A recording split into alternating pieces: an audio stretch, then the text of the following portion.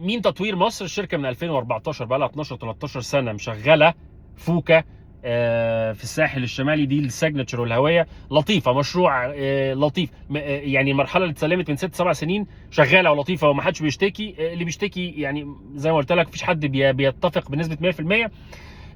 ومتاخر شويه في بعض من المراحل في فوكا. طب دي باي ما حدش بيتكلم عليه خالص كاعتراضات، مشروع قوي جدا وبيتسلم في المده وخلص كونستراكشن.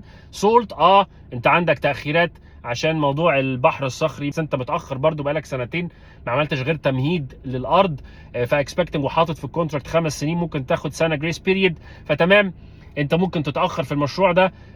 تطوير مصر في بلوم فيلدز في مستقبل سيتي متاخر، وانا عارف الناس بتعاني ومتاخر جدا، حتى مع ظروف ان العاصمه الاداريه سحبت منكم المعدات عشان تبني العاصمه الاداريه وسحبت العماله وغيره، فانت تم توقيف تراخيص البناء وغيره في المستقبل سيتي بالكامل. انت وبيج نيم تاني زي حسن علام متاخر، ما عنديش مشكله، ولكن برضه حضرتك لما اتفتح التصريح تاني في البناء برضه حضرتك متاخر شويه في بلوم فيلدز. انت جلاله اتسلمت المرحله الاولى بعد تاخير برضو شويه، بس اتسلمت. انا مش انا بكلمك على ديفلوبر بيتاخر بس بيسلم. هو بالم هيلز بيتاخر بس بيتسلم، ماونتن فيو بيتاخر جدا بس بيتسلم. مش عايزين نقول اسامي تانية. اوكي طيب لطيف جدا. ما انا دلوقتي ده تاور ارضي و20. اذا كانت بتقول لي فوكا وسولت ان حضرتك اتاخرت، ارضي و20 مش هتتاخر؟ لا مش هتاخر. هو مش يعني مش عافيه، هي مش يعني مين اللي بيشرف على كونستراكشن المشروع؟ الهيئه الهندسيه. سمعت مشروع عن الهيئه الهندسيه متاخر؟ بيتسلم قبل المده. خلاص كده الهيئه الهندسيه ما تقدرش تناقشني في الموضوع ده كده كده يعني. الجيش ما بيتاخرش كده كده. تمام. ادي رقم واحد. الهيئه الهندسيه هي المشرفه على كونستراكشن المشروع. واحد، بنتوقع ان شاء الله التسليم في المده. تمام. ادي رقم واحد. يا عم مينا وبتقول لي 800 متر عرض المينا في عمق 120 متر، ده اكبر مينا في البحر الاحمر. ها، اكبر مواني يخوت او مينا يخوت في البحر الاحمر هو في المشروع مارينا تاورز ده. القوات البحريه المصريه، مش هقول لك بقى مصنفه كام وبترعب مين وبتخوف مين، ويعني ما بلاش ندخل بقى في القصص دي. القوات البحريه المصريه هي اللي هتبني المينا. الله. طب ادي اول تو كونسيرن او اول تخوف في المشروع. تسليم، عايز استلم بقى عشان الاستثمار يجي بقى. والمينا ده برضو ما هو مش حاجه سهله يعني. اديني قفلت لك النقطتين دول. الكلام ده تم الاعلان عنه في المؤتمر الصحفي بتاع السيد رئيس الوزراء مصطفى مبروك. تمام كده. طيب ندخل بقى على تفاصيل المشروع الذي يستحق انك تفكر فيه بمنتهى القوه، في سوق يفتقر معنى كلمة فرصة استثمارية. والله ثم والله مفيش من 10 15 مشروع اللي نزلوا في الفترة اللي فاتت إلا فرصة استثمارية واحدة أو 2 فقط، وأنا قلتها لك في كل الفيديوهات. واخد بال حضرتك؟ أدي سيلفر ساندز، هي اللي ما صدقتنيش وسمعت في اللونش الديماند كان عامل ازاي والاسعار في اللونش زادت عامله ازاي، فاللي اشترى مبروك عليه والف ربنا يبارك فيه، سواء الناس اللي معايا او الناس اللي ما كانتش معايا. في عوامل يا جماعه، ما هو في عوامل بتقول ان ده يا نهار ابيض، انما ما اكس او واي او زد اللي احنا اتكلمنا عليهم برضو مش عايز اجيب سيرتهم تاني. يلا فرصه عشان سعر وعشان يعني احفظ بقى. ما احنا بنذاكر مع بعض. احفظ بقى الدنيا، واحفظ انت بتشتري بناء على ايه ومع مين وبتحط فلوسك فين والكلام اللطيف ده. خلاص خلصنا القصه دي. تفاصيل المشروع، انت عندك جزئين في هذا المشروع، مارينا تاورز ومارينا ريزيدنس. طيب تاورز ارضي و20، في اندر جراوند باركينج، في بوديوم 3 ادوار اعتقد. البوديوم ده مسمى اللي هو ما هو فوق الارض يعني فوق الباركينج بال9 متر دول. كوميرشال، ريتيل، هاي اند براندز هتفتح في هذا المشروع لان اقتصادي بقى مدعم بقى، فبنتوقع اسامي كبيره لان المشغل هقوله لك الاوبريتور بتاع المشروع ده انا هجيب لك اسمه دلوقتي. طيب ومن البوديوم بيبتدي التاور اللي هو 20 دور. من الدور الاول انت 60 متر ارتفاع فوق مستوى منسوب سطح البحر. خلاص، فالدور الاول انت كاشف البحر. بس كل ما هتطلع في الادوار كل ما السعر هيزيد. خلي بالك الستارتنج برايسز المكتوبه في المشروع دي مكتوبه دايما لاقل بريميوم، لاقل تميز، ده في اي مطور وفي اي حته. خلاص، فاكيد دي هتبقى بتاعت الادوار الاولانيه، مش هتاخدها الاسعار دي في الادوار اللي كل ما عليت طبعا. يعني ال 19 دور ال 19 او ال 18 ده هيبقى طبعا ده اعلى بريميوم في المشروع. تكشف البحر الاحمر بالكامل، انت لو نظرك قوي شويه تشوف السعوديه يعني بغض النظر. تمام كده يا فندم. ادي التاورز بتاع سيماتها. في النص في الدور السادس او السابع معمول لوفتس، فهو عامل برضو تايبس لطيفه. الديزاينر بتاعه هو جان لوكا، يا رب اكون بنطق الاسم صح. ده اللي عامل له الديزاينز بتاعته، حتى هتلاقي كده الديزاينز يعني بلوم فيلدز الكلاسترز اللي طلعت دي شكل هندسي مش مختلف يعني. بصراحه هو عاجبني، كثافه عاليه جدا، بس شكله مختلف عن اي عماره سكنيه يعني. ايه تاني؟ ننزل بقى على الريزيدنس، ننزل على الحته السكنيه. انت بتتكلم في ارضي و2 وارضي و3 برضو، شايفه او كشفه البحر، شايفه البحر مباشر. انت عارف طبعا المنطقه دي، خلي بالك التاورز او الحاجات السكنيه بتاعت المونت جلاله بتاعت تطوير مصر، يعني المشروع لو بدايته كده انت فيش طريق ساحلي ثم الحته بتاعت البحر. المشروع مش على البحر، اوكي. ولكن طبعا ما بين الطريق وما بين البحر ما فيش 100 يعني ما اعرفش المساحه كام بالظبط، بس 100 150 200 متر ماكسيمم يعني. فانت كده كده رؤيه مباشره على للبحر. التاورز انت كده مليون في الميه شايف البحر، حتى الريزيدنشال انت كده كده شايف البحر. مدعم باسامي عالميه زي شركه BCI. الشركه دي بريطانيه وهي متخصصه في ان هي تعمل الاكتيفيتيز يعني او المؤتمرات. فالمشروع ده هيبقى اول مشروع ساحلي هيتعمل فيه مؤتمرات زي اللي حضرتك بتشوفها، مؤتمر شرم الشيخ ومؤتمر مش عارف ايه بتاعت حتى ده يعني من ضمن الحاجات اللي او نطاق الكلام اللي اتقال في المؤتمر يعني. وجابوا مين؟ جابوا حد قافل الاسم ده عالميا خلاص، حد اوبريتور قوي جدا في الحته بتاعت المؤتمرات. مشغل المارينا شركه اسمها IGY.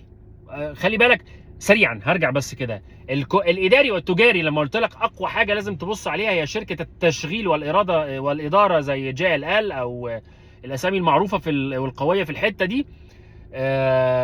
ده بيخص ده. انا بكلمك بقى اللي بيخص في تشغيل المارينا، شركه عالميه اللي هي IGY في تشغيل المارينا. ايوه مشغله مين؟ مش كان بتاع فرنسا، ومدينه نيوم بتاعت السعوديه، شراكه سعوديه مصريه مش عارف ايه.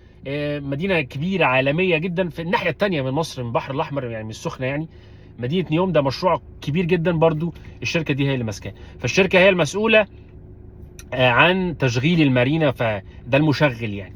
باكج اتقفلت يا استاذي، باكج اتقفلت. لو على اللاي اوتس والتقسيمات و1 بيدروم و2 بيدرومز ولا 3 بيدرومز، خليني الخص لك الموضوع ده لو انت مستثمر الاول، لان ده النسبه الاكبر في المشروع. هيبقى حلو قوي ليك 1 بيدروم لو انت البادجت بتاعتك هنا. خلي بالك هو منزل بيمنت بلان 10 سنين ايكوال ب 5% بسعر عالي، 5 سنين ايكوال منزل لك شايل لك خصم 1.5 مليون 2 مليون. ده على الحاجات الصغيره، الحاجات الكبيره الخصم اكبر من كده. وفي 7 سنين دي باك لودد، اللي هي باك لودد في دفعه يعني بولي بيمنت بلان في اخر السنه. انا برشح مين؟ يا تاخد ال10 سنين لو البادجت مش سامحه، يا تاخد ال5 سنين، يا تستفيد بالكاش وتقسط العقار خلاص 4 سنين ونص استلام المشروع. سيدي خد جريس بيريد 6 شهور 5 سنين، فانت بتقسط العقار على السنين، كسبت سعر مش هيبقى موجود بعد سنه يعني سنتين 3 من دلوقتي، مش هيبقى موجود. وخلصت من الانستولمنتس. طب مش قادر تدفع الحاجات دي غاليه عليك، يبقى ال10 سنين 7 سنين دي مالهاش لازمه، اوكي. او من وجهه نظري مش لطيفه يعني، او لحاجه معينه قوي من الناس بيجي له بونص في اخر السنه فعايز بولت ويقسط مش عارف ايه، فيعني ليها لعبه كده. ده ما يشغلناش دلوقتي خالص خالص. طيب لو انت مستثمر تاني، ال1 بيدروم هيكون حلو ليك جدا. عليك بالبادجت شويه، اللوفت تايب مميز فهيكون برضو لطيف ليك جدا، تاخد المساحه الاولى ليه مش مهم. لو عليك بالبادجت قوي وانت واخد بقى اعلى بريميوم، اعلى تايب، اعلى حاجه في المشروع، هيبقى البنت هاوس. بنت هاوس يعني دور اخير اكيد يعني. فانت يعني ده بكام؟ 70 مليون، ما هو نازل ب 70 مليون. انا بتكلم الثلاث شرايح انا بالنسبه لي مين الهيرو تايب؟ البنت هاوس هيرو تايب المشروع اللي ب 70 مليون ده. هو لا مش غالي، انا سامع يا 70، لا مش غالي مش غالي، هو ليه قيمته. مش بقول لك اشتريه، خليني بس افصص الموضوع. مش بقول لك اشتريه، ليه قيمته. الايجاريه طبعا، ريسيل فليبنج طبعا. خلي بالك ما تبصش على نطاق جمهوريه مصر العربيه فقط كاستثمار. المشروع ده بص على نطاق عالمي، بص على نطاق اقليمي، بص على نطاق اجانب من بره. ممكن يجي يشتري منك طبعا، حد من السعوديه، حد من الامارات، حد من اوروبا، يجي ياخد منك بنت هاوس او ياخد منك اي برايم لوكيشن، اي مكان بقى الانفستور ده الشريحه بتاعته ايه بيستثمر في الحاجات العاليه قوي زي البنت هاوسز، ودي رقم واحد بالنسبه لي، او اللوفتس، فدي رقم اتنين. ورقم ثلاثه طبعا هتبقى الوان بيدروم كاستثمار ايجاري، يعني مشروع استثمار ايجاري بحت، يعني استثمار ثم ايجاري بحت، ثم بعد كده ريسيل، ثم بعد كده اند يوزر حضرتك عايز تسكن. لو انا عايز اسكن، المشروع كمان بيخدم نطاق الخريطه او الشبكه اللي عمال يعملها الاجهزه المعنيه بتاعت المدن السكنيه او العمرانيه الجديده، وداخل في الاقتصاد برضو. انت عارف ان خريطه التجمع الخامس هنزلها لك، تعرف التجمع الخامس كان 40,000 فدان، بقى 70 80,000 فدان، بقى 121,000 فدان. الجهاز مؤخرا صرح عن المساحات بامتداد التجمع الخامس. بقى عندنا تجمع اول، تاني، تالت، رابع، خامس، سادس، سابع، تامن. بقى في تجمع تامن اللي هو فين؟ جنب سراي، فوق الحته اللي فوق دي اللي نازل فيها الفطيم على طريق السويس بعد سراي. خلاص هنزل لك الماب دي لطيفه قوي. فايوه هو بيعمل كده ليه؟ يعني التجمع تم امتداده لكل ده ليه؟ خلص هنا، ما انا بقول لك طريق السويس التجمع الثامن ده، هنزل لك الماب. ما هو دخل في مدينتي تحت، ثم العاصمه الاداريه، اخر العاصمه الاداريه طريق السويس يعني مدينه السويس، ثم مينا السخنه. بص الزحف العمراني عمال يعمل ايه. فمن التاورز لمصلحتك الحكوميه او شغلك، انت عارف الوزارات اتنقلت وده كان امر رئاسي وحصل، فانت من المارينا تاورز، من المشروع ده لحد العاصمه الاداريه 40 دقيقه عادي. ان انا لو شغلي في اكتوبر هروحه في ساعه، ساعه ونص عادي ده. وانت على طريق ساحلي بقى، هاي واي، والطرق كلها والانفراستراكشر زي ما شرحت لك في بدايه المشروع. فكمان للاند يوزر، انا بفتح دماغك على ايه؟ فتح دماغك، كبر مداركك. دي انا بكلمك على فيوتشر بلان معموله وخلاص. وهو ده اللي انت لو ما اتعلمتش يبقى مشكلتك انت وبراحتك، يعني انت كده اللي مش عارف تاخد قرار صح في الموضوع ده. فكمان للاند يوزر، اصلا الساحل العين السخنه دلوقتي بقت بيت اول، يعني وانا بكلمك دلوقتي بيت اول لناس. عشان كده يا جماعه الديفلوبرز مش ساذجين يا جماعه. يعني حد زي حسام الشاعر ده لما راح يعمل ازا هناك بالحلاوه دي، ما عارف ان في ناس هتقيم السنه كلها.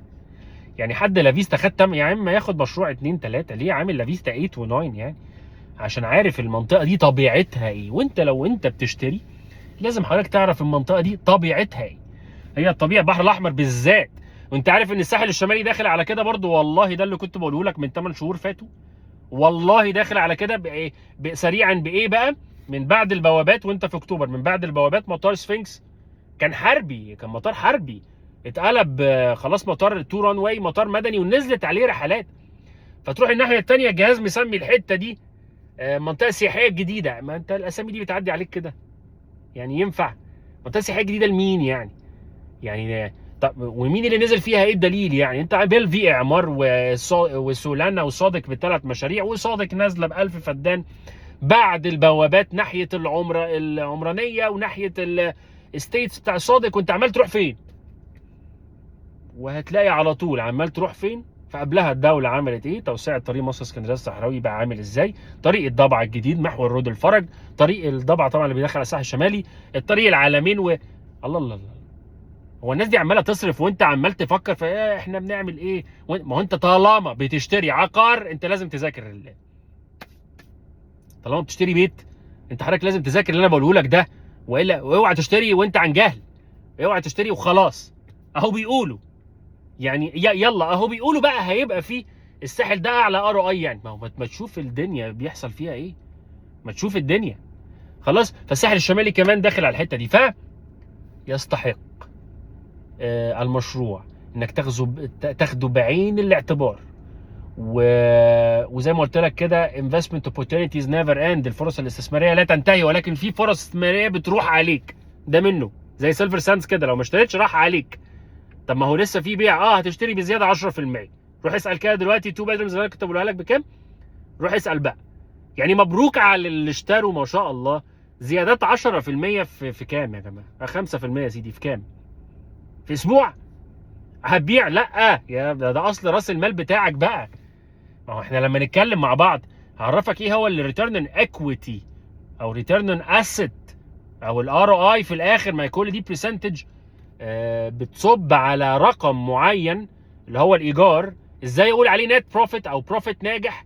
برسنتج بتاعته تطلع اكتر من 6 7% امتى؟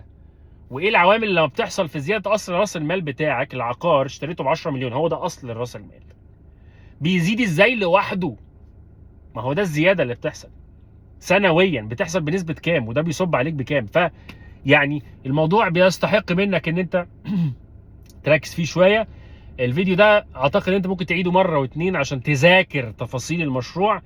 هبقى اتشرف ان حضرتك لو عايز تدخل هذا اللونش تكلمني عشان نذاكر مع بعض التايبس واعرف النيدز بتاعتك ايه الاول، احتياجاتك ايه في العقار. والله الفيديو ده كفيل، انا بقول لك اهو، ان حضرتك تكلم الشركه تقول لهم يلا انا عايز اشتري. شكرا جزيلا لحضراتكم واسف على الاطاله. وزي ما قلت لك الريتم سريع، فهتلاقيني كل ابديتس بنزل الابديتس بتاعت المشاريع من زاويه اعتقد ان انت ما سمعتهاش قبل كده من حد. شكرا جزيلا لحضراتكم.